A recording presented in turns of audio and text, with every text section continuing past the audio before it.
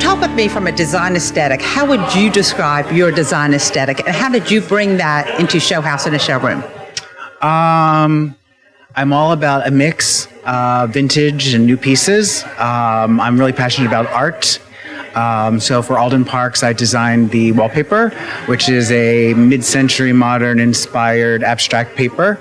I sort of pulled from their assortment to mix the pieces, so there was some new and some vintage. They have a beautiful Ying coffee table that I used. It's a mix. You used some pieces to make a New York loft and did a great job of taking the mixture and taking high-low in terms of sheens even. Do you normally use that kind of I do. I like to mix it up and do shiny materials and knock it back with vintage pieces. So it's all about the mix. What do you think is the most important thing for a consumer to think about as they are looking to design their home? The process is fun. To look at it as going on an adventure. I love clients that have existing pieces to mix in, and the whole process I think is kind of fun and can be very exciting.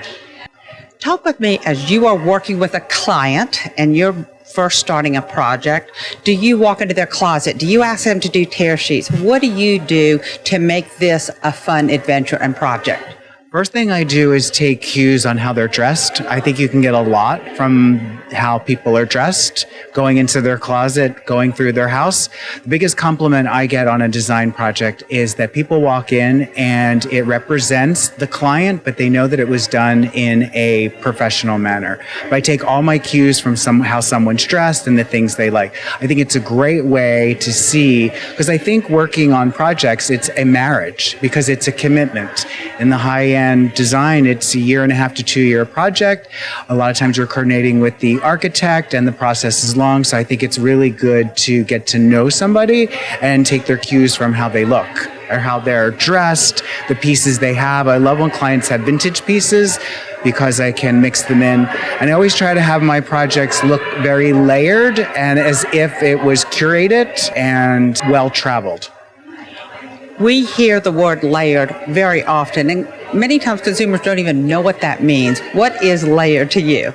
Oh, layers is rugs on top of rugs, is many accessories done in a good way. In my space, the étagères have art, have Blanco glass. There are cowhides on top of rugs, vintage rugs on top of new rugs.